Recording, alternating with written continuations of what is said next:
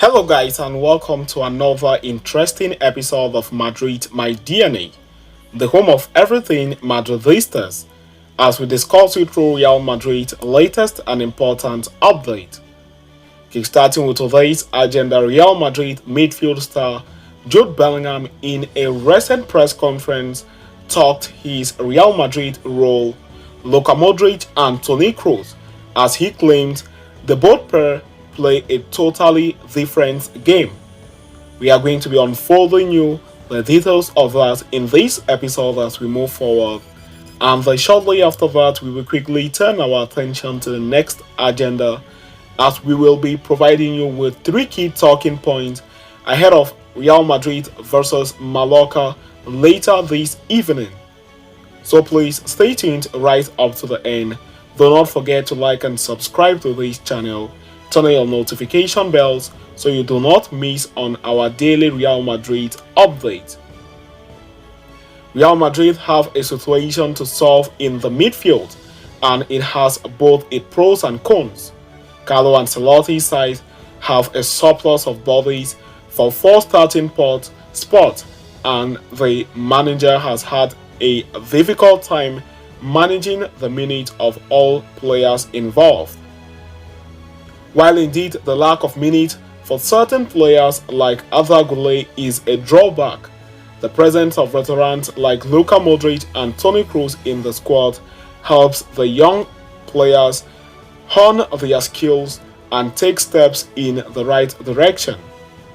All in all, the healthy mix of youngsters and veterans is thus a boon for the club as it builds a healthy ecosystem behind the scenes. Speaking to the media about his veteran teammate in a recent interview, Real Madrid star boy Jude Bellingham opened up on what he looked up to the most in Luka Modric and Kroos. Kroos and Modric play a totally different game. They see things before they even happen on the pitch and always seem to be so calm, he said, pointing out that their decision making was always on point. He was then quizzed on what his niche at Real Madrid was on the field, especially considering the plethora of roles he has operated in over the years in midfield. When I was at Dortmund for 3 years, first year I played more like a number 6, then the last 2 years were more like a number 8. This year it has been more like a number 10, Bellingham said. I think people are trying very hard to put a stamp on my role and want to call it something specific. I think it is just a free-roaming midfielder, really, he added. While Bellingham thus play as an attacking midfielder for Los Blancos, his role even for the English national team sees him deploy in a deeper position. Needless to say, his versatility is one of the key factors that will take him to greatness in the future, as long as his quality is concerned.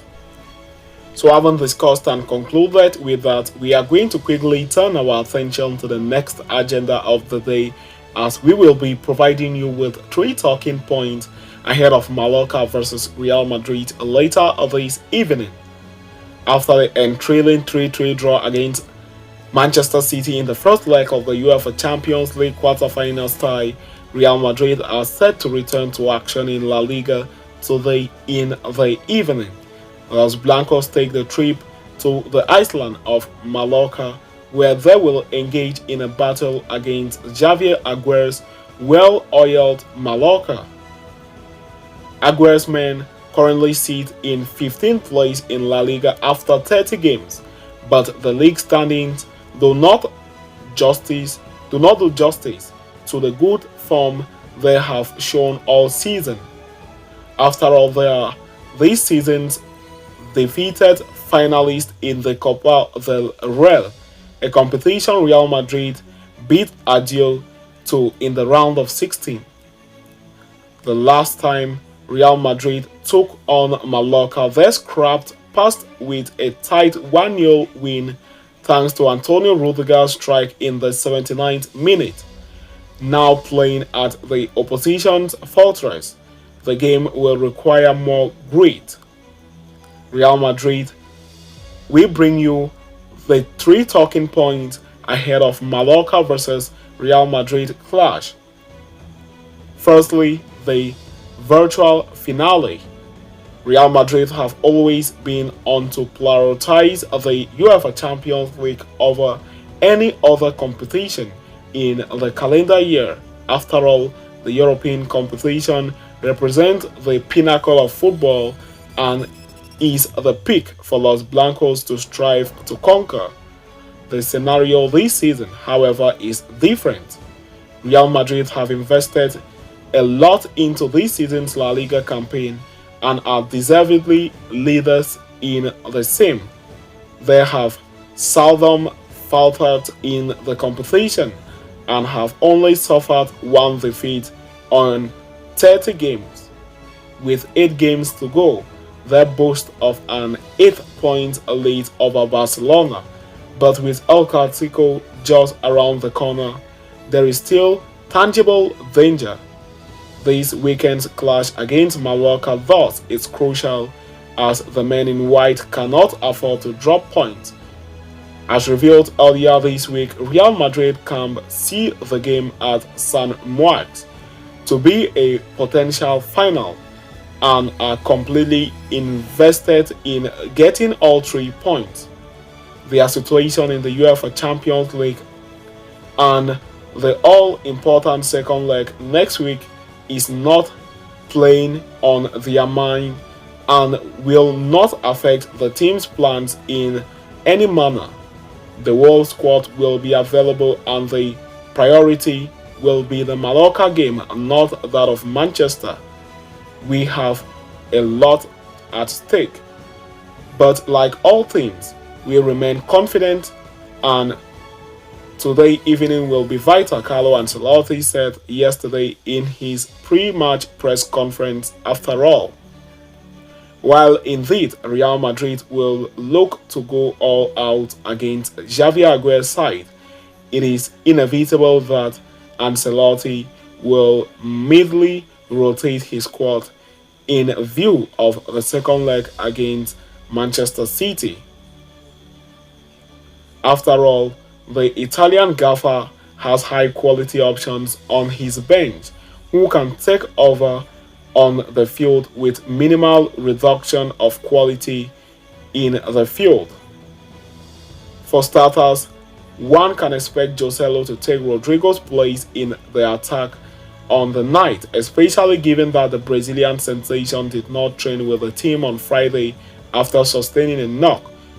Vinicius Jr. meanwhile will start in all likelihood as the 23-year-old is the team's single most important resource in attack.